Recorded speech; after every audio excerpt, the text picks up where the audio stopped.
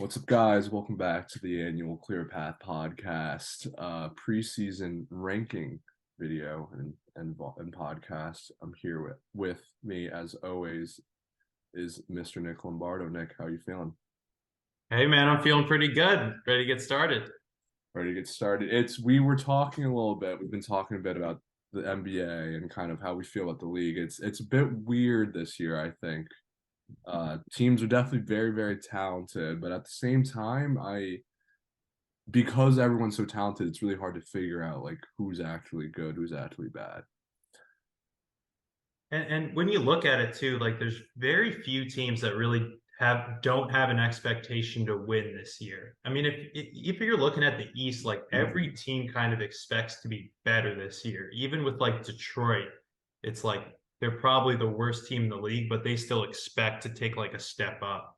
So it's Right. hard to be like hard to look at teams and be like, oh, that team's definitely not making the playoffs. Like it's not crazy, especially with like the expanded play-in, you know?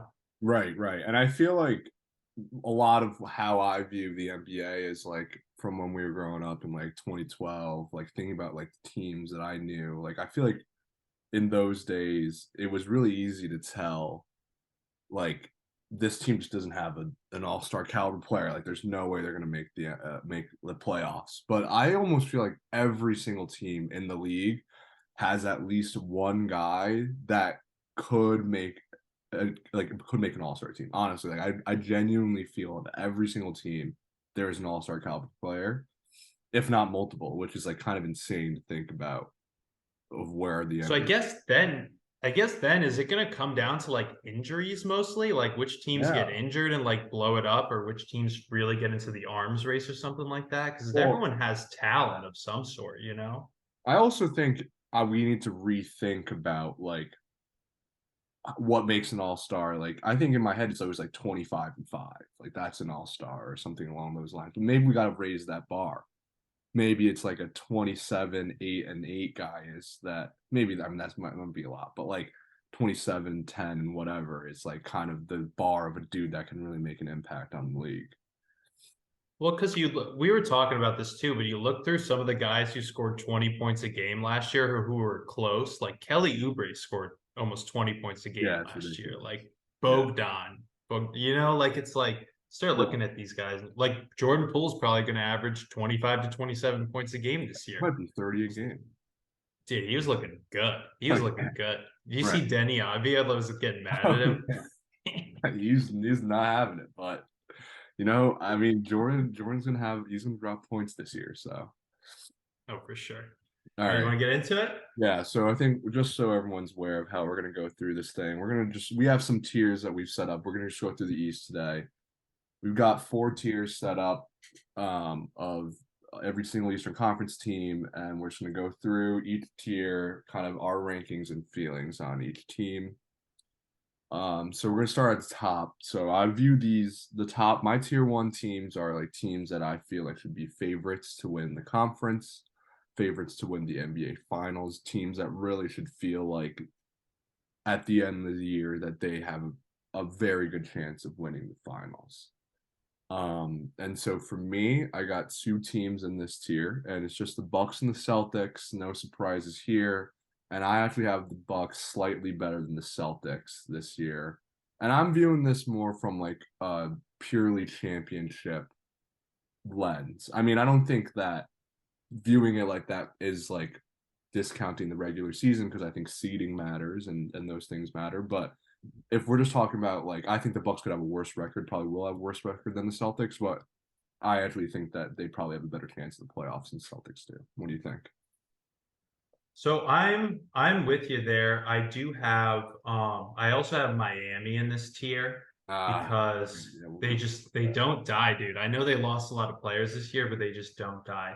I have the Celtics slightly ahead of the Bucks by a hair. But it's really close. It's really close.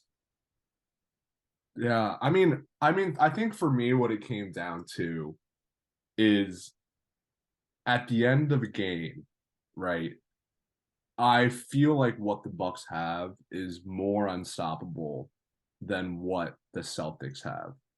And by what I mean by that is like, okay, the Celtics have actually always done a very good job against Giannis. I think Horford's been one of the best Giannis defenders, even Grant, Marcus. They've done a very good job on Giannis, but that's because in the past they've really never had a dude that warranted that like really a lot of attention on the perimeter. Like Chris Middleton really was their best perimeter scorer. He's not a great creator off the dribble. Like he's not an elite shooter. He's a good shooter. But like if you pack the paint in on Giannis now, like I'm not even talking about threes. I'm not even talking about catch and shoot. I'm just talking about like taking advantage of slow closeouts, of just like space. Like Dame's gonna eat all that up. Like, and I feel like he has, he's got the maturity, he's got the experience, and this is clear. He's clearly hungry for this. Like he's never been on a team this good with a player this good. And I'm not so worried about the depth. Like I just at the like in the playoffs, like they're gonna have the two best guys. They could have the two best guys in every series, which I think might be like irreplaceable. Like, even though I do like the Celtics roster construction, I think that they've built a more cohesive team. I just think the Bucks, like in playoff time, it matters like who's the best player on the court. Yeah, and to your point, like there are a couple things that I think you could look at it and say, okay, I have the Bucks over the Celtics. Like for one, I mean this team construction kind of reminds me of that LeBron and AD Lakers team where we were like, okay, these are like two of the best guys in the league, but the rest of the roster is like a little thin. Like how's that going to work? And like they won the championship because just those two guys were so good. I think taking out like losing Grant, if anything else, like he was just a big body to throw at Giannis. And I do think, like, again, whatever, guarding Giannis, no one's going to stop him. But I do think, like, just having him there being annoying for like 30 minutes a night on Giannis, he was like the best Giannis defender in the league. And now you replace his minutes with like Porzingis, who's kind of slow. And he's like, how is Porzingis going to play that drop coverage when like Dame is coming up and just pulling threes like that? Like that is going to be a big defensive drop off, and you don't really have another option to throw at Giannis outside of Horford. Like you can't put Porzingis on him. I don't know if you want to tax Tatum with that. So now you're looking at like, okay, if Horford needs a break, is it Jaylen Brown? Do you just go small on Giannis? Like it does get really tough, and the Bucks are a tough matchup in that sense for the Celtics. Yeah. And like, I mean, we should talk about the Celtics too. Like, I mean, they definitely have a case to be the best team in the East, one of the best teams in the NBA, if not the best team in the NBA. I think more so of what I'm really worried about is it seems like they didn't really solve this like ball handling issue that I think that they really had a problem with like in the playoffs historically, and like having like a real primary point guard. And I know like the modern NBA is not so much about like actually having a dude that's 6'2" that just passes the ball, but I mean more so like a creator. Like Drew Holiday is probably a better defender than Marcus is. He's a better shooter. He's a better offensive player. He knows how to play off ball better, but he's not a creator though. Like it's like it still falls on Jason Tatum, and I still have a lot of questions about his ability to create. So it's like, is it Derek White? Is Pritchard taking another step? Like, are we really going to hang our hopes on Payne Pritchard like running point for an NBA Finals team? Like that seems kind of ridiculous. Like when you look at the best teams in the NBA, like Jokic, he creates everything. Like that's why the Nuggets were unstoppable. Freaking Will Barton and Red Jackson getting wide open layups. It doesn't matter how good they are; they're not going to miss. Like if you don't have someone that's like able to create in that way, I'm not saying like Giannis necessarily creates with his passing, but like the attention that he requires, like Dame is definitely more so a creator. I just trust that more than what the Celtics have. Hey, and I think that's a totally fair point. I disagree. I do think Drew is a pretty decent offensive creator, especially when you have Derek White, Jalen, and Jason who are gonna like be able to create a lot of offense, plus Porzingis opening up the floor so much. Um, but I mean, to your point, like Dame is going to be the best creator on those two teams, right? Like at the end of the game, if you were putting all those guys together, you would want Dame to have the ball the most. So that's like kind of that's always been the default, like who's going to win in the playoffs is who has the best offensive creator. Right. But can I give you the Celtics side of this? Yeah, let's hear it. Okay. So on offense, I think part of the problem last year was the ball just getting like kind of stuck. And I think, and I love Smart, but I do think Smart, he wasn't a good shooter, and Jalen wasn't a good 3-point shooter last year either. So when you really think about it, they had two guys on the floor that weren't great shooters, and I think that really slowed down the offense. In addition to Marcus having that like, oh, it's me, Jalen, and Jason, Right. like we're the guys on this team, and him taking a lot of those like dumbass shots at the end of the games. Mhm. So I think with that, like, okay, you can look and say Drew's definitely, like you said, a defensive and an offensive upgrade. I think Missoula got a raw deal last year. Like he was not prepared at all to be the head coach. He had none of his guys with him. Like even when Ime left, all of Ime's assistant coaches were still on the team. Mhm. So like they were like, "Who's this Missoula guy? Like fuck this. They just fired our guy. Like this sucks." And then they all left in the offseason to go work with Ime.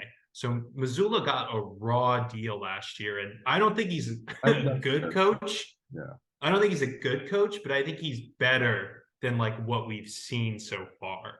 You Yeah. know? Yeah. I mean, that's definitely fair. I mean, something we didn't talk about at all is also the Bucks have a new head coach and Adrian Griffin. And I don't know if you saw the news today, but Terry Stotts just announced that he was leaving. He's not with the Bucks as the assistant coach anymore. I'm sure it has something to do with the Dame trade. Then I bet there's not a lot of love lost there. So it is scary. It's a first year head coach, a guy that's never been an NBA head coach before. So that's definitely a factor.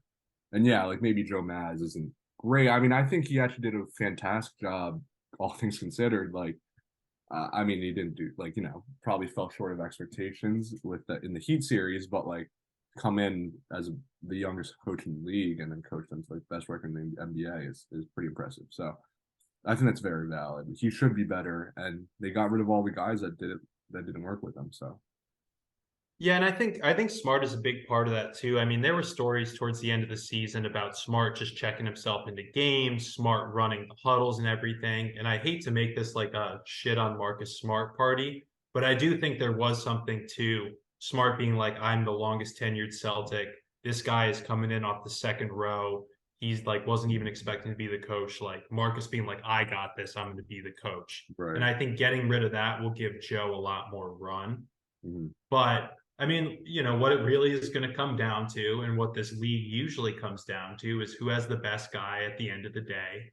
And unless Tatum can really make that jump, which we've kind of been waiting on a couple of years, I know he's super young, but that's how the Celtics get to the finals. Is Tatum makes that jump, and he doesn't have to be the best player for the entire season, but if he's the best player in that 7-game series, that's what gets them there. And outside of Right. that, Right. like it'll be really close, but you probably give the edge to the Bucks. Yeah. I feel you there. Yeah, it definitely comes down to Tatum.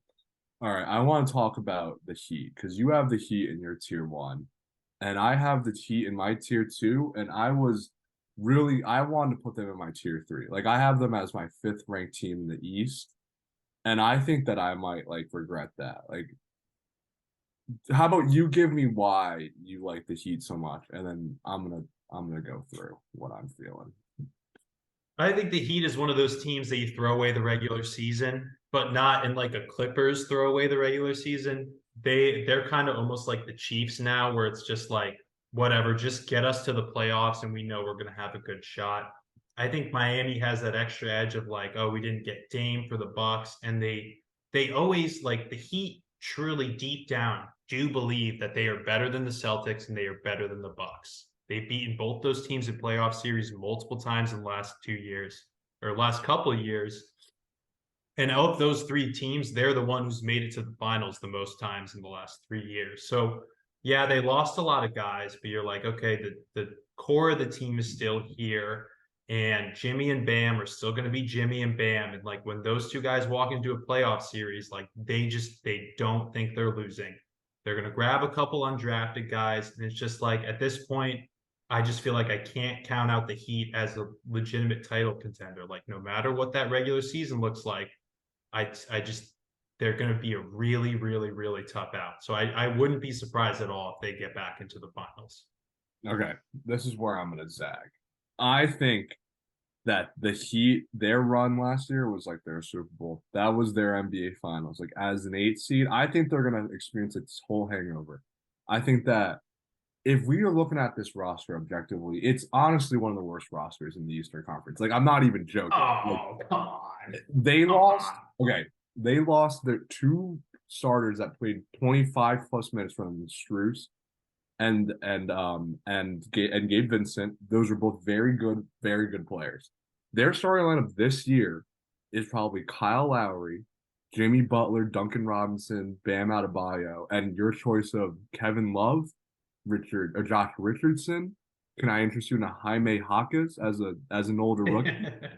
Are we gonna or Tyler Hero? I guess is I forgot about Tyler Hero. Tyler Hero will be starting. Like this is not a good this is not a good team. It's not a good roster. I'm gonna list some names on though that's starting five. I'm gonna list some names for you that are gonna have to play big minutes this year because there's simply nobody else. Caleb Martin was great in the playoffs, averaged 9 points a game last year in the regular season. All right, 9 points a game. You got your choice between Jamal Cain, preseason stud, 24, undrafted rookie. He's had 24 in a preseason game against Wemby. RJ Hampton, okay? This is like fourth NBA team in 4 years. We got Cheikh Diallo, Justin Champagnie, Thomas Bryant, who wanted to leave the Nuggets because he wasn't playing over Jokic, and then went to the Lakers and didn't play over Anthony Davis. So, and Drew Smith, who was the fifth string point guard on the Brooklyn Nets last year. One of these guys is gonna have to play 20 plus minutes. One of those names has to because that's their seventh best player, whoever that is, or Nikola Jovic, who is 19 years old maybe. Like I just if the Heat do this, if the Heat do this again, and they keep doing this, so maybe I'm gonna regret this. Eric Spoelstra is so underrated. Like this So roster good. is so bad. It is so insanely bad, and I just cannot, in good faith, just be like, well, they do it all the time, so they're probably gonna do it again. Like I just can't. I just wouldn't like. Everyone's a year older. Kyle Lowry's washed. Like like I don't understand unless there's some big trade coming that I don't see. Like I don't get it at all. So counterpoint here. So you said the two guys they lost were Vincent and Struess. So with Vincent, can you just substitute that for more Tyler Hero minutes? Because Hero wasn't really playing throughout the playoffs. And then Yeah. for Struess, it's just more Josh Richardson, Duncan Robinson, Caleb Martin minutes. And I think, like I said, throw the regular season away. But when they get to the playoffs, like if your 8 players is Lowry, Hero, Richardson, Butler, Caleb Martin, Duncan Robinson, throw in a little Kevin Love and Thomas Bryant. Like that's still a damn good team, dude. Like that's still a good 8 of like motherfuckers who play really hard, who can shoot, who are smart players. And like I disagree, man. I really Is like it a I'm good telling team? you, dude. I'm telling you, dude. Like don't But count like, them out, man. is it a good team to like today's NBA though? Like that's a good team when people are starting Pablo Cephalosha and Kendrick Perkins in the finals. But is it a good team when like like the Hawks roster, like they like DeJounte Murray, Trey Young, like I don't know, like is that a good team compared to like the Pacers? Like I feel like they have similar rosters, like Halliburton and like Ben Mathurin and like Miles Turner. Like I feel like those rosters, like how deep they go, like they're similar. I don't view them as having like a very elite roster, like a good roster, honestly, at all.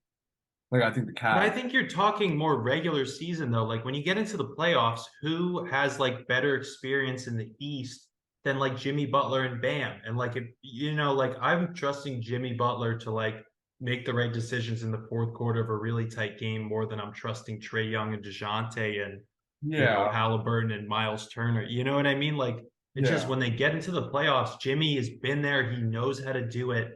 He knows how to beat teams that are better than them. And just like, man, I just can't. I can't I do it. mean, I gotta put him in there. no, that's very valid. I'm thinking of it like I'm not convinced. Like they might if they were a play-in team, I'm not so shocked. They were an eight. They were playing team last year and they lost players Yeah. and added nobody. Like if they could miss the playoffs for all we know. Like I don't know. And Jimmy's a year older, and like what are we getting? Like where's the improvement? I just don't see it. And I feel like, yeah, maybe the conference isn't great, but they clearly got worse. Like, is Caleb Martin going to be an All NBA player in the playoffs again? If he is, then yeah, Dude, Caleb Martin was good, man. Like no, I'll he tell was you, great. Caleb Martin was good. No, he was fantastic. I don't think we're gonna reach a resolution on this, but No, I will I'll go to my grave being like I think they're a top three team in the East. Not regular season, but I'll go to my grave saying like, man, don't count these guys out. I've just watched it too many times. all right. Well, we'll keep going. So who else do you have in this? So that's your tier one. Who do you have in your tier two? So my tier two, I just put these as like there's no way they're making the finals, but these aren't bad teams. Right. Yeah. And kind of in an order here, a loose order. Hawks, Cavs, Knicks, 76ers, Brooklyn, and Magic. Okay. Okay. Okay. I see what you did there. Okay. Yeah. I mean, I kept it. My tier two was more so like long shot finals. Like, do teams that if they made the finals, like, damn, that's crazy, but I can still see a world in which it's possible. So I only have three teams here. It's just, and then this is in order for my power rankings is Cavs, 76ers, and then Heat. And I just think there's like for one reason or another for all these teams, something you don't like. There's some dysfunction, there's some lack of experience or something. And but if they have the talent or they've shown in the past, like we need to give them the respect they deserve. So I'm curious on, I mean, what do you want to talk about first? Like the 76ers, like Joel Embiid's off an MVP season, and neither of us think that he can really make the finals. Like, what do you think? Yeah, let's talk Sixers because I think this is going to be the year from hell for them. I Yeah. feel like this is the Embiid MVP hangover where he was gunning for it in the regular season and now he's super tired. Harden is gone and the team is definitely worse. You really look at this roster and you're like, geez, like this is pretty rough. And sure, you could have Maxi take a step up and whatever, but if Embiid goes down, this is like a bottom three roster in like the Oh, NBA or in the East at least. So right. that's where I'm looking at them and I'm just like, I feel like Embiid misses some time. Harden, like they just can't really trade him, and he probably just like. I mean, do you think Harden's going to play? I mean, yeah, I think Harden plays. I think he can't lose game checks. He clearly wants to get traded. You're not going to get traded if you don't play. I think he plays. I think he'll give in, but how much he plays, how well he plays, I think that's all up for interpretation. And I don't know, like, and we were talking a lot throughout the playoffs last year, like when this, when Harden was like torching the Celtics in the first couple of games. And I just remember saying, just wait. Harden's like playoff Harden is going to come around. And now it's kind of a little bit of playoff Embiid too. Like he Yeah, has not really come through in big games for a long time now. And the yeah, roster is like kind of just slowly deteriorating around him, and they lose a lot of assets for nothing. And it's just like I don't see the hope for this team being any better than last year. I mean, who did they add? Beverly, Oubre? I don't know. yeah, yeah. I mean, there's also like a non-zero chance, like Embiid's injury history, and they're gonna have to move on from Harden, you'd imagine, at some point in the season, probably. So yeah, I don't feel great about them, but I'm more curious. So about like you're putting them in the same tier as like the Hawks and the Knicks. Like you don't think there's a big difference between these teams? No, no, not at all. Like, I just don't. I have no more faith. No, I have no more faith in the 76. I have more faith in the Hawks and the Cavs, I would say, than I do in the Right. Yeah. Sixers. Yeah. I like the Cavs a lot. I mean they lost. They got swept or not swept, but they got close to getting swept by the Knicks last year. And I thought that it would have been the opposite. But I actually think that was a very valuable experience for them. I mean, we know this in NBA history, every single team that any team that's any good needs to go through a moment like this in the playoffs. They're gonna have to, take their loss. They're gonna lose a bad series, a series they shouldn't have lost.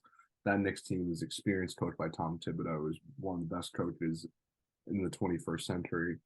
Um, and yeah, so like I think this is the year. and they need like this is when Garland's got to step up, Mobley's got to step up, all of it. So I feel very good about them. I almost put them ahead of the Heat for me, but it felt a bit premature. But I feel very good about the Cavs this year.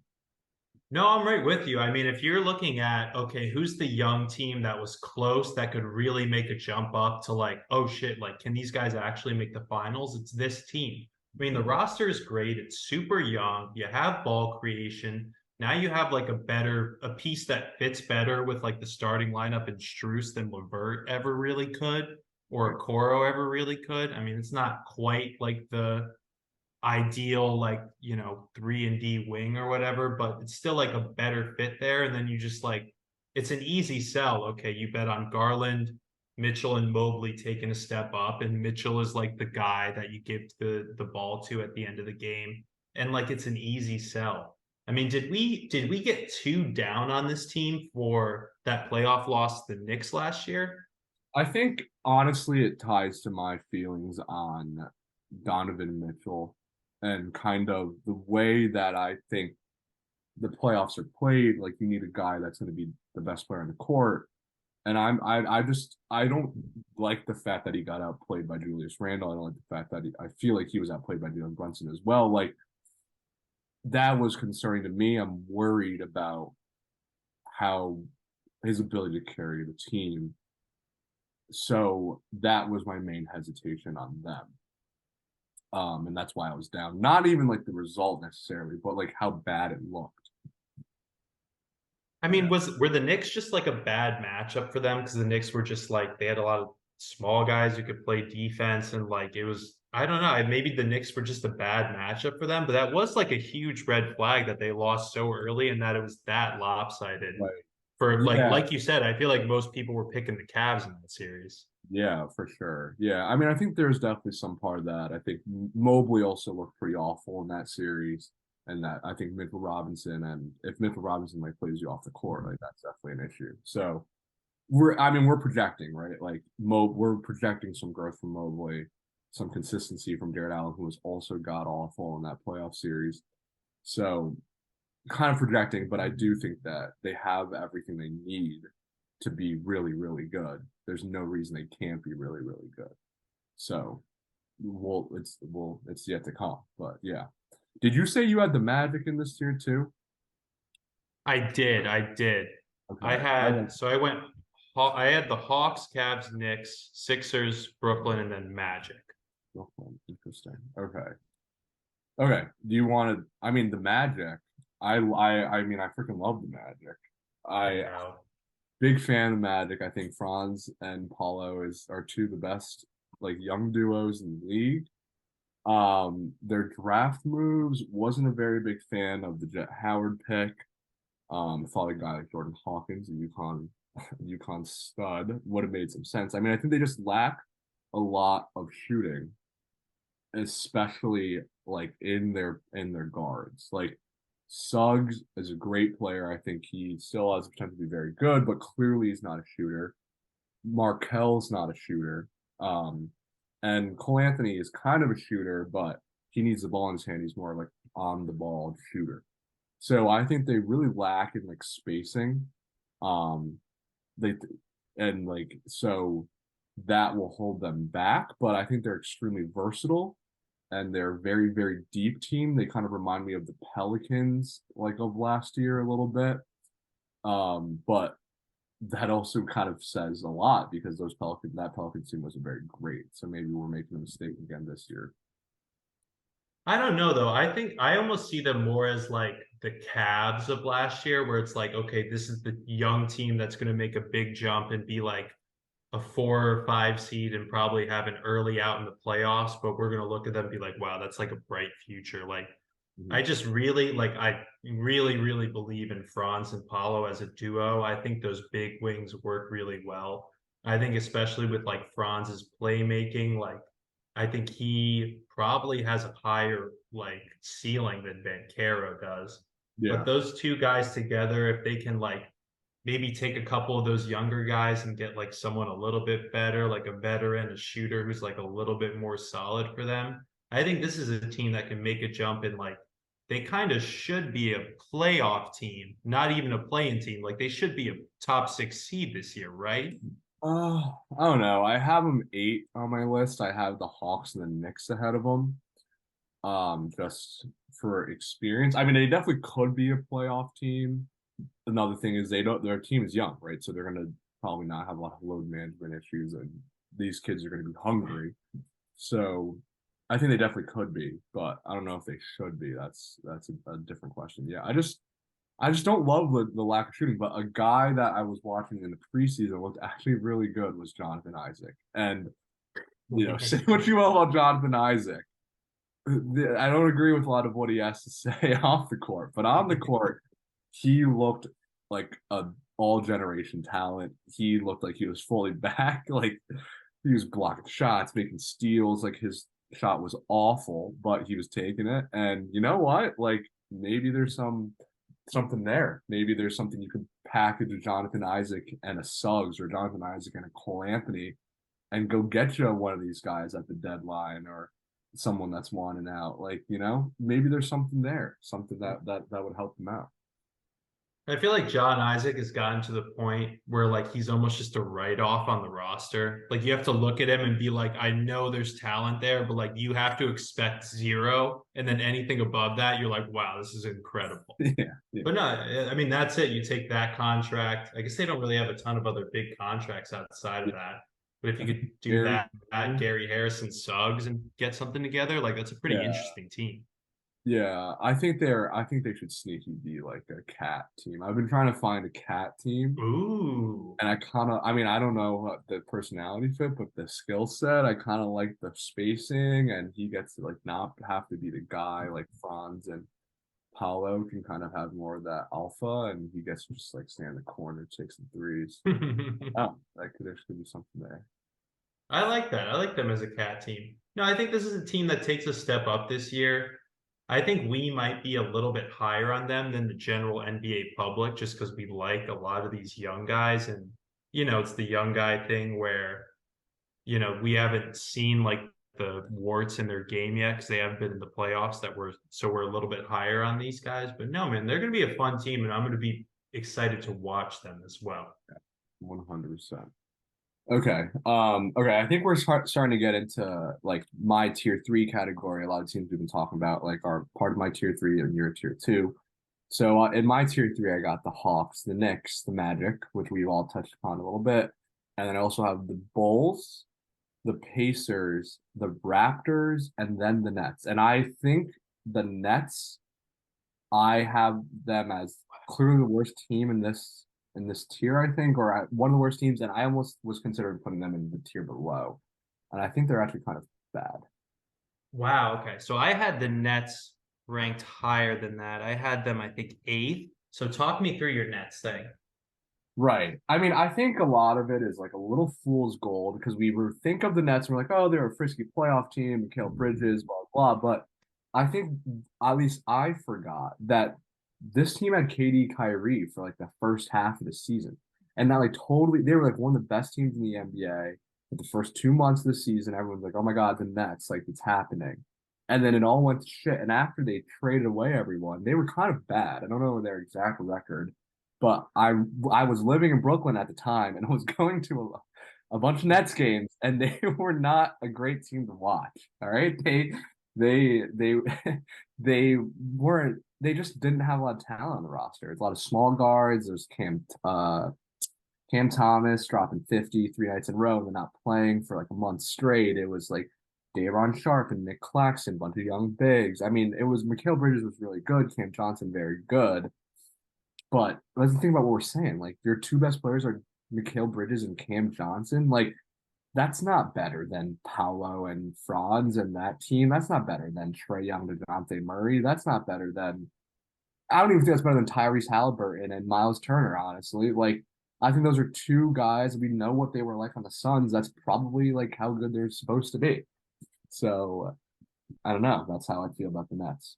No, I hear you on that. I mean, they definitely got the boost up because they ended up like what 45, 50 wins because they had that like Kyrie and KD Yeah. boost. But I do still feel like there's a lot of like playoff, like good guys that you would want on your roster here between like save Dinwiddie, but like Bridges, Cam Johnson, Claxton, Cam Thomas, like Dorian Finney-Smith. Like there's still a lot of like guys on this team.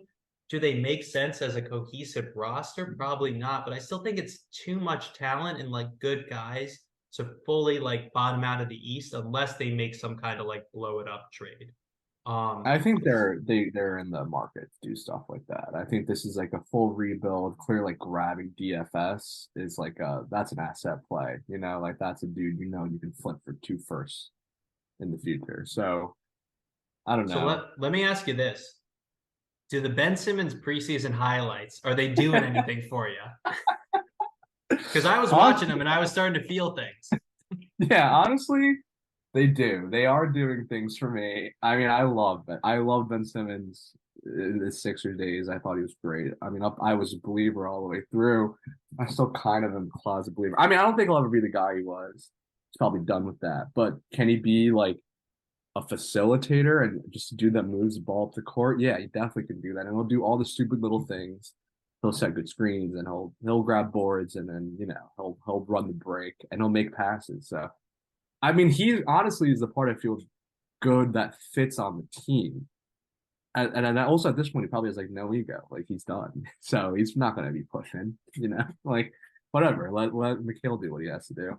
Maybe he did a couple Rogers like ayahuasca trips or something and just like let go of his ego and he's like ready to start fresh.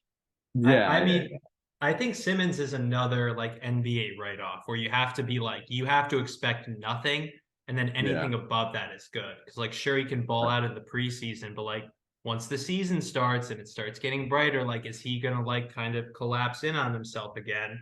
And when Right. you look at the team, it's like, okay, who's gonna really be the creator here if it's not Simmons? Is it Dinwiddie? Is it Dennis Smith Jr.? Are you asking Right. Bridges to do a lot of that stuff? So the team is kind of, and that's the thing is like if Simmons is good and then he can spray it out to all these shooters and like be that like all-star where we would, how many years have we been asking for like, man, if you just got Ben Simmons on a team with like long athletic dudes who can shoot, like that would be Right. awesome. Like, but you just can't depend on it. Yeah. No, 100%. But I mean, that's why I have him ranked so low. Like I'm kind of betting against that in a little bit, and I just don't think this is a good roster. I think they're gonna blow it up even more. And if half this team doesn't finish the year with on the roster, I wouldn't be shocked. So that's why I have them low. All right, I'm higher on them than you are, but I see the case for it. I just think they have too many guys to really like be the bottom of the East like you have them there. Sure. Yeah, that's fair. Um, do you want to go through your tier three? Did I touch on some players, some teams in your tier three? Let's finish off my tier two. Let's Oh, they let's moved tier two. Yeah. let's um let's stop on the Hawks for a second here. Okay, let's do it. Um I think I'm kind of feeling like I had the fourth in the East, and then I looked at it a couple of times and I was like, do I really have them fourth in the East? And I I don't looked at know, it again man. and I was like, you know what? I kind of do. I think Yeah. getting rid of John Collins, like, thank God, what did that guy fucking do except for like stand in the corner and like do a cool dunk Right. every once in a while? Thank God he's gone. And I Yeah. think they really figured out some stuff in that Celtics series. I mean, they gave the Celtics a good run between Trey Yeah. and DeJounte, and like Trey being that motherfucker that closes games. And like, okay, you have those two guards, you put them around some 3-and-D guys with Hunter and Sadiq Bey, and you throw a good run and dunk center with Capella and Okongwu in there. Like that's an NBA team that makes a ton of sense, Right. and they already have those stars in place. Like this team makes a ton of sense. I don't know why they were so like mediocre last year. Right. And I think for me, actually, what I think is really nice is I think that underrated is kind of like you can be almost too deep. Like that's kind of like a crazy thing to say, but like you could be too deep in the way that like okay, they didn't have like a lot of dudes that were like by far like these dudes are like better than those dudes. Like it's like Sadiq Bey's in locker room. He's like, why is DeAndre Hunter starting over me? Like that's bullshit. I'm just as good as DeAndre Hunter. So I think there's like a lot of chemistry issues there. DeJounte Murray just got traded. I mean, with Trey Young, he doesn't have chemistry issues, but I think actually like losing like some players like John Collins will actually kind of go a long way. Like I think like those little moments and like the continuity really should help. And I'm banking on the fact that 1 year of playing together with Murray and Trey will be better. Like I'm expecting growth there. And I like their 3-and-D wings. I like AJ Griffin and I like DeAndre Hunter. So I think that makes sense. I have them six in my rankings, and I could put them over the Heat. Tell me right now, I'll do it. Like I'm in. No, Uh, I think to your point, the pecking order makes a ton of sense. Like, Hunter and Bay aren't going to be like, why the fuck is Trey Young and DeJounte shooting more than me? They're like, no, right, that makes sense. That's like their job to do. Plus, you right. get Quinn Snyder for a full year, and I think you and I both think he's a really good coach. And again, he kind of got a raw deal coming in the middle of the year and trying to fix this like fucked up roster. But no, man, I really think they figured out some stuff in the playoffs, and I think this is a team that like between those two guards, they're gonna like light up some teams in the regular season. And I mean, man, Trey is like for all the shit that we give Trey, like he is a closer and he is a motherfucker at the end of the day. Like No, I yeah, was terrified of him taking shots at the end of playoff games against the Celtics last year. yeah. And the sneaky truth is that he was pretty bad in the playoffs. Like in like shooting wise, like efficiency wise, he was pretty awful. And DeJounte Murray was actually the better of the two. So, and I mean, I would expect Trey to do better. Like I think this is it. I think this is maturity wise. Like this is kind of when a player comes into his own. I have faith in that. So do you think like because you have them in tier three, do you think a finals run is like out of the question for them, or could you Oh see it? yeah, no doubt. No, out of the question. Totally out of the Okay. question. I mean, I I just don't think think that it's crazy to say they could win the East. I don't think it's crazy. no, no. I mean, in order for that to happen, Trey Young needs to be an all NBA player, and I just don't see or all NBA first team player, and I just don't see that. So that's like my main like drawback is like someone's got to be the best player in the court. So it's probably gonna have to be Trey Young. And is he gonna be able to outplay Giannis and Dame, like Tatum and Brown and even like Embiid? Like I don't know. So that would be like my hesitation with it. Man, I kind of think he can get there. Maybe not for a full series, but I feel like, man, he's good at closing games. And just like it's so terrifying with he's kind of systematic in the way that like Harden was those years where it's like it's either step back three or he's getting to that runner or he's throwing the lob. But man, he's The like runner, with just that pick and roll is like it's a pretty damn good play to go to at the end of the playoffs. So are you kind of like done with Trey Young? Is that like a guy like if you were a GM, you just wouldn't want him on your team or? I mean, I wouldn't say that. I just am done with him as like the best player on a finals team. I'm not sure if he ever could have been. I'm not sure if he was ever drafted to be that guy necessarily. I just don't think he has that in him. Like I mean, and also I don't think like there's probably like five dudes that or six dudes that really even have that in them. Like I don't know if like LeBron has that in him anymore. You know what I'm saying? So it's not necessarily an indictment on him. I don't hate him. I just don't think he's good enough to make finals. Okay.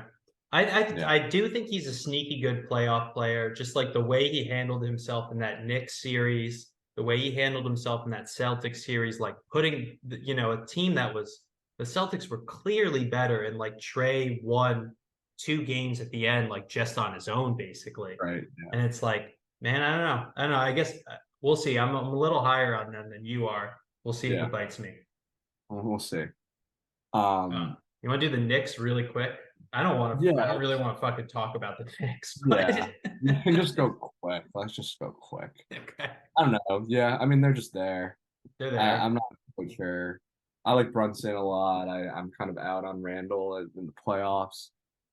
RJ Barrett's probably showed us who he is at this point. So Yeah, there's not a lot of upside is the problem. I think that's where you kind of fall short is like you know what this team is and they didn't really do anything to prove otherwise. So re-signing Josh Hart, signing Dante DiVincenzo, those are all fine moves, but nothing to move the needle. yeah, that's where I'm at. I feel like a red flag is like how much they've been playing Fournier in the Oh, preseason to like try and trade him or like just get oh something for that. Like, no, yeah, yeah. but It's yeah, it's no, bad. I'm with you there. I mean, Barrett, I talked a lot of shit about Barrett too, but like he's actually better than I gave him credit for. Like I watched Right. the game recently and I was like, okay, like he's actually doing some things. He's not like the Right. deer in headlights look like he had a couple of years ago. And but Mhm. yeah, man, with Randall, I'm just like, I feel like he got put into a position where people thought he was a star and he had like that all NBA run. And then it's just like, I just not a guy I would want to have on my team. I don't know. It's just Yeah. like an ugly style of play. Yeah, and like some of that has to do with Tibbs too. But yeah, I just think they're inefficient in offense. They didn't add anything. Tibbs is still there. He's never going to be efficient on offense. And I don't know if this branded out, but defensive basketball works in today's NBA. So I mean, 7 is respectable. I think they're a good team and they're a first round exit. So I'm that's with how you I feel. there. And I think Tibbs too is a guy that really like he really rubs on players after a little bit. Like the first year, you're like, okay, like let's go, like this is pumped up. And then after a while, you're just like, dude, I'm tired of this fucking small fat guy yelling at me to play harder on Right. defense. Like I'm done with this guy. So I think they get Exactly. some Tibbs fatigue this year. I think they take a step back, and I think they're probably a first round exit. I'd be Yeah. shocked if they got to the second round. Actually, I'll say it Yeah. that way. No I'd be chance. shocked. Yeah. No chance. Did you have the Pacers in here? Did you or no? So I'll go for my tier Tier three. four of Yeah. or sorry, yeah. Tier three of Three. like I don't even know how I would describe these guys. Like they're not bad, but I'm just like, eh. Right. Right. So I had Pacers, Raptors, Wizards, Bulls in that order. Okay. All right. I think the Bulls. Okay. I like the way you described it. I mean, yeah, there's just like whatever's like these teams are like either a mix of young and like up and coming or like whatever. I just think like in this tier, like the Bulls have no incentive to lose really. Like they're kind of like in this like win now window, even though their team is pretty bad. So I just think that they're going to care the most. I think Washington is one of the worst teams in the NBA, so I don't have them in this tier in my like tier 3, which is pretty big. Um, but yeah, I mean they're solid. I could see a team trade for like if the Magic took a flyer on DeMar DeRozan at the Oh, like doesn't I help could with see shooting, but that's interesting. right or like Levine, like they have a bunch of these dudes that like could get moved at the deadline, something like that. So I don't Yeah, know. let's touch on the Bulls real quick because I and real quick Right. because they didn't really add anything, and I feel like they just kind of like it's going to be diminishing returns every year. Like they were the 5 seed, which we were like, okay, or that like oh they're pretty good, and then they kind of like return back to like just barely making the playoffs in the play-in tournament. It's like DeMar and Booch get older every year. Like White and Levine aren't getting any better. The swing players, Yeah. Williams, it's just like this is probably going to be my least watched team on League Pass this year. So there's nothing Oh, I'm yeah. excited about. Yeah. Nothing. They're the worst version of the Knicks. So if that puts it in perspective. So I think your ranking them as of them is probably more accurate. I probably put them a little bit too low just because I'm like this Right. team just is fucking it's just like so just like middle of the road, like not gonna win anything, not gonna lose too much, but I'm just like, ugh, just Whatever. mid. Yeah. Right. Yeah. That's enough Bulls talk. So you had the Um, Pacers. You had the Pacers up there a little bit. Talk me through the Pacers. yeah, man. I think I just am a big fan of Tyrese Halliburton. I think that is ultimately what it comes down to. I do think they have a lot of pieces to be excited about, but I think that Halliburton took a huge step last year. I think he can continue to take a big step. I think I like the roster construction. I like the young players. I think Miles Turner and Buddy Hield have both gotten revived by Halliburton's ability to move the ball. I think that they play a fun, exciting brand of basketball. I like the Bruce Brown signing. I think they've definitely overpaid for him, but I think like the intangibles and kind of like his off-ball movement and the way that he would work with Halliburton, I like that a lot. And I think they just have like a very good like roster that makes a lot of sense. And I think they have a bunch of dudes that could take a big step up. Like for example, like Jalen Smith, who I thought was pretty decent last year. Even like TJ McConnell, who's like slightly better. Like him, like the drop off between like him and Halliburton's not huge. I like he can control this like sort of the second group, and even like Obi Toppin, like a dude like him that they got from the Knicks. Um, just like a flyer, man. Like he's like they're gonna, put him out there with Halliburton. I really just feel like Halliburton's one of those dudes in the NBA, one of the few guys in the NBA that's really like a force multiplier. Like he's not Jokic, but he makes people around him better the way that Jokic and LeBron and like Giannis and even like Tatum and like all these dudes like Curry, like they all make people better in different ways, but he's definitely one of those guys that does that. So I Oh, want for Stockton sure. on that guy. I think Halliburton has kind of replaced Chris Paul as like the guy where you look at and you're like, man, if we just had that guy at point guard, like we would be so Right. good. Because you take Right. Halliburton off this roster, and then you're like, okay, this is probably like the worst team in the East. But with Right. Yeah. Halliburton, like all these guys, especially like you were saying, Bruce Brown and Obi Toppin are just gonna get so many opportunities from Halliburton moving the ball and like taking it around that like they're gonna be a fun team. I think the only thing you get to here is like because of that with Halliburton, like they don't really have a path to get a lot better because they're not going to be bad enough to get the draft picks there. So it's an Sure. Yeah. interesting kind of team building thing here of like, what does this team max out at? Do they max out as like a 5 or 4 seed in the East? And even that would feel like a Right. really, really good, like overachieving season to get there. Yeah, yeah. I mean, yeah, there's something to be said there. I mean, I think the Jarris Walker, their pick this year, he's decent. I think they have a lot of dudes that could be good, but none of them that have like star potential, which is definitely like in the long run their issue as a team. But I'm not sure that's what they want. I'm not sure the Indiana Pacers are trying to win a championship. If we're being honest, they might just be more concerned about being good enough to sell tickets. Right. So, you know, it And is what it Halliburton is. will keep him there. Halliburton will keep him there. Yeah. Raptors. Yeah. Raptors. I mean, I don't Eh. know, man. Yeah, they're another like team. I mean, we've been talking about this Masai blowing up for like 4 years now. I'm just assuming it's never happening anymore. Um, but this is what I'm saying though, with not to bring it back to the Heat, but I look at this roster and I see the Heat. Like I think these are very similar rosters. And if we Oh. think about like Siakam, OG, like two good players. Scotty Barnes, good player. Boucher, good player. Like I think there's like talent on the roster. Um and I just don't have like a lot of faith, I guess, in the coaching. Losing Nick Nurse to me is like a big deal. And I also kind of think there's always a chance to blow it up, even though, you know, we haven't seen it before. But yeah, that's kind of what I believe. Man, their guards are pretty rough when you look at it. Schroeder, Yeah. Flynn, Gary Trent, and then I guess if you count like Anunoby as like a shooting guard, like, and I know Schroeder had like a great performance in the World Cup or whatever. Just like I just don't think this team makes sense together, especially with those three wings that like they're all okay shooters and like probably better like around the basket. And I'm just like, Well, I think yeah, Scotty Barnes is like their point guard. Is what I would guess that's what they're banking on, right? Like that's why you don't move Barnes for Dame Lillard. Is you kind of think that Barnes can take that next step. And I know that last year I said that Scotty Barnes should be an All NBA first team player, which was just crazy. But I still believe in him. I think this might actually be the year. Year three is the year.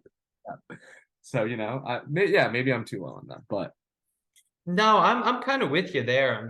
But you're right though. Barnes is the upside piece. We're like, okay, if Barnes can actually get to where, not where you said he was going last year, but like around that level where it's like, right. okay, this is a guy who's flirting with like all NBA third team. I mean, that's how they get better.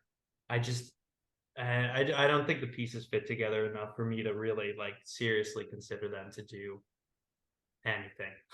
Yeah, I mean they're another team that's really lacking in shooting. I guess like Grady Dick probably steps in as the best shooter on the team. So that's kind of concerning. And I think that's ultimately why I had them so low is I don't think the roster construction is great, but I think there's a lot of talent here. So yeah, we'll take that as I mean this genuinely though. Like, do you not think that this team is similar in talent than the than the Heat? Like imagine like they have Jakob Pertl coming off the bench maybe. Like that's probably better than any Heat player coming off the bench. I'm not even joking. I think they're worlds apart. Truthfully, That's I think they're worlds apart. They didn't even make the playoffs last year with Nick Nurse, and now they're yeah. like I'm not bringing in a talking new about guy. Like, result. I'm talking about talent, just like general talent. That's why I think that Eric Spoelstra is so underrated. okay, I see what you're saying there with general talent. I do think the Heat team makes a lot more sense together than this team does, and for that reason, like I said, I think the Heat are much more likely to like win a playoff round. Like I would be again shocked if the Raptors won a playoff round, you know? Oh yeah, no chance. Yeah, that's fair. No shot. No shot. Okay, we've reached the last. I mean, these are my last three teams in the East, and it's Washington, Pistons, Hornets. I'm assuming you just have Pistons, Hornets then? Yep, Or exactly. yeah, I mean this is I mean these are the worst teams in the NBA. But I mean this is what we were talking about before, like at the top, is like these teams have all-stars, right? Jordan Poole could very well be an all-star. Cade Cunningham could very well be an all-star. LaMelo Ball could very well be an all-star. So like even in these terrible, terrible teams, undeniable, terrible, gonna have top five pick teams, there's still talent there, which is which was what makes this year so weird. So, man, I gotta share this with you. I kind of think the Wizards aren't like that bad. No, Like, there's a no. lot of decent players here. Tyus Oh Jones, Jordan Poole, Kuzma's gonna score a little bit.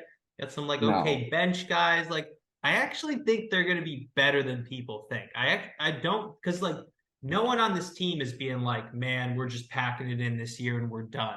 These motherfuckers are gonna try and play and score. I don't So know they're if gonna that's have true. some lopsided games. Like there's gonna be some like 150 to like 130 games that they lose on defense. But like it's like it's kind of an interesting team. I want to see Jordan Poole like just fucking just going crazy on like I think this is my least favorite roster in the NBA. I'm not even joking. Like I have them higher. I don't have them as the worst in the NBA because I think they have a lot of NBA caliber players. I don't think you can say that about the Pistons or the Pistons or the Hornets. But I hate this team. Like it is small. It's a bunch of ball first dudes. They have one of the biggest busts of all time in Johnny Davis. They yeah, that's got rough. That's a rough pick too. Amit's hanging out here. Corey Kispert's like 27. He's like a rookie, or he's like a second year dude. Like, I don't know, man. Like, I think this team's terrible. Genuinely, I think Poole could average 30 and they'll lose by 40 every game. I mean they're gonna be bad, but I think they'll be like volatile. Like there are gonna be some games where like Poole and Kuzma combined for like 70 points, and you're like, oh my Right. god, we just lost to the Wizards on like a Tuesday night. Like and then the next game they're gonna come out and Right. shoot like shit. But like I said, I'm excited to watch them. I want to see how this team kind of turns out, even if most of these Sure. guys probably aren't going to be on the roster by the end of the year. Yeah, they're probably like a first month league pass team just to make sure that we know that they're bad and they're not like sneaky frisky. And then once we know that, we don't ever watch them again. So I could see that. Well, I almost wanted to say they're kind of like the Jazz of last year, where it's just a bunch of NBA players thrown together. But the Yeah. Jazz like had like good disciplined players, and this team is going to Right. be so undisciplined. Oh It's going yeah. to be great to watch. I'm It'll excited be to fun to watch it watch. for first couple weeks, and then I'll be Yeah. like, all right, I got to watch real teams. For sure. But speaking of terrible teams, I want to talk about the Hornets really quickly. I mean, I think mostly this has got to be like kind of a prove it year for LaMelo. Not in the sense like I don't think he needs to be like all NBA or anything, but I just need to see if I need to see if he can get to like Halliburton's level. I need to see like is he that sort of player that we were just talking about with Halliburton, where we're like, dude, this guy just makes people better. Like he just everyone around him just plays better. I think LaMelo Ball totally can be that. He kind of showed flashes of that his rookie year, but he was out injured all of last year. He got his big extension, and we haven't seen much of him yet. This is what I'm most interested about is him. I'm not even so like I think whatever about Brandon Miller. Like I think he'll get a bunch of shots, and I think this roster is like god awful, and it's shrouded in controversy. Like Miles Bridges, Kai Jones, like all these dudes, PJ Washington, like there are even Book Knight got. I mean, poor Oh Book Knight, yeah, but like, yeah. there's clearly huge controversy and there's not a lot of talent. But I want to see LaMelo. Like if LaMelo is good enough, we will see something. We will see him make the players run better, and I'm that's what I'm looking for with this team. Yeah, I just don't think he's gonna do it. I really just don't. I think we've been circling around this for like a year or two now. I think this is the year that LaMelo's finally done and is like, I'm All fucking right. done playing in Charlotte. It's just like you said, with all those guys that just have all these issues, and then to bring in like Brandon Miller, who had that like weird thing in college, to like put him around these guys. I just think this is has to be like the worst run organization in the NBA. I mean, even Michael Yeah. Jordan, who like doesn't quit anything, finally last year was like, I'm fucking done. Like, I can't handle this shit. I can't do anything here. Like, I'm done. Right. It just, Yeah. And actually, this ties into a thought I was having the other day. Is I think that are we underrating the city that the team is in as part of the part, not only part of the roster construction, like not in, I'm not even talking about like putting talent together and like free agency. I'm talking about like nurturing and growing talent. And this is what I mean by that. There, it can go both ways. Like I was just listening to the Jeff Teague podcast, and he was talking about when him and Jordan Crawford were on the Hawks. He was talking about he was like I was off the bench, and it was me and Jordan Crawford went out to the clubs every night. Like we went out to like 3 a.m. every night of rookie year. I was like, yeah, that can't be great for your NBA development. Like I don't want that. But at the same time, like Charlotte's a terrible place to live. It just has to be a terrible place. I mean, I've never lived there, but like, if you're a young millionaire, you're a multi-millionaire, you're like, dude, what am I doing in Charlotte for 6 months of the year? you're going down to That's Atlanta for the weekend. That's what you're right. doing. So I'm saying, like, are we underrating that? Like, are we underrating the fact that like LaMelo probably runs Charlotte and he's got the biggest house and he like can buy whatever he wants. Like that probably doesn't go well for him in the small market. So that's just a theory I want to float out. I want to do some more digging into this. No, But I like that. So it kind of connects to a theory about that I had about Johnny Manziel. I was yeah, thinking that like if Manziel, and this is gonna sound crazy, but hear me out. If Manziel went to like Miami or New York or something, no one fucking cares because there's too many celebrities and people and parties going on. But because he was in Cleveland, Ohio, he was the biggest story in town where it was like, what is right, Johnny doing? He's stumbling out of a bar at 3 a.m., whatever. I think he kind of would have been better off if he went to like one of those other right, cities, because then no one gives a right. shit about him. I could But see that. Yeah, so it kind of goes both ways. Like it's definitely like player dependent and whatever, and like there's definitely more nuance to it than that. But that's something I was thinking about. I think this is But truly one of the last like dumb organizations in the NBA. Like, can you yeah, believe that Steve Clifford still has a job in the NBA in yeah, that's 2023? And not yeah, only that, they fired his ass and then brought him back. And they're like, maybe the defense and like transition play will like work this time with this roster that just wants to run and shoot threes. And like I yeah. can't believe that like they gave him a second chance. And No, it's like ridiculous. it, dumb team. Let's Dumb team. They should get moving to Seattle. Let's do it. Moving to Like, what do Seattle. Sorry, we? Charlotte. Charlotte's catching a lot of strays here. Yeah. Okay. Then finally the worst. What I think is probably the worst team in the NBA, or one of the worst teams. I think out of Hornets. Below that is the Pistons. Like with the Hornets, the team that we're watching for Cade, right? That's what we're doing. Like we're just I gotta see something coming off of these injuries. He's been injury prone. He drafted. He was hurt. We didn't see much of his rookie year. Hurt all of his sophomore year. Um, got to see something. Got to stay on the court. Got to see some flashes like we got to see with LaMelo. Um, and I want to see if he is an on the ball guy. I want to see in the sense that I think he is an on the ball guy, but I want to see is he in the Luca mold or is he a Jalen Brunson type? Is he or are we looking at it all wrong and he's more of like a slasher, like a Shea Gilgeous Alexander, where yeah, he's a guard, but he kind of plays off the ball a little bit, you know? Like I want to see all that. And that's kind of the only interesting thing on this whole roster. Like maybe James Wiseman, you know. I was gonna say the Jalen Duren, Marvin Bagley, James Wiseman competition for who's going to be the backup center to Isaiah Stewart? That doesn't intrigue you at all? I mean, honestly, Wiseman's looked pretty good since he left the Warriors. He probably, I kind of believe in him a little bit. It's weird that they have like every young center in the NBA, but hey, like someone's gonna have to trade for him at some point. So let me ask you this, because kind of almost going back to your point about cities. When you look at the names on this, you're like, man, there's some interesting guys here. Like you got Cade, you got Asar Thompson, Ivy, Hayes, Duran, Bagley, Wiseman. If instead of Detroit Pistons up here, if it said like, I don't know, if it said like New York Knicks or Miami Heat, would we be like, oh, this might be like a sneaky play-in team? Because there's a lot of guys here, but I still think they're going to be bad for some reason. So is it just a Detroit thing? Like, what is it? Because they have a lot of I mean, players. the roster construction is truly horrific. Like they don't have much shooting.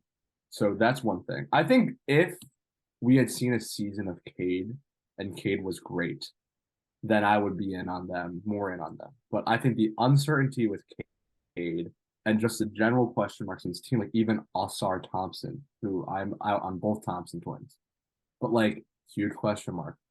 Like, how is he going to develop? Like it's just like too many of these dudes that flamed out, like the Killian Hayes types, for me to really think of them seriously. And it's a lot of guys who do the same thing too. Like, do you want a Right. guard that like that isn't like super elite at anything, but is like athletic? They got three of them, you know? Do you want like a big that doesn't really do anything well, but like they're tall and athletic? They also have three of those guys too. Right, And right, it's yeah. like, yeah, I don't know. I mean, is Cade is Cade like the number one pick that like the number one pick that no one talks about? He's a number one pick Yeah. like what, 2 years ago? And like how many NBA thoughts or conversations have you had about Cade Cunningham in the past two Yeah. years? No, I think you're right. I mean, like, I think it's just tough. Like I think he just kind of got the short end of the stick a little bit, and he just hasn't been on the court. That's like the main issue. So that's why, like, if we get another year three and Cade is like playing 40 games and he's like in and out of the lineup, he missed like a month for this, a month for that. Like we might like sometimes it just doesn't work out, man. Like sometimes like your body just can't hold up, like and it's just it. So I need to see like 65 good games at least out of Cade Cunningham for me to feel good about his NBA future. So let me ask you this. Would you be shocked if the Pistons got into the play-in? Yeah, Okay. that would be tough.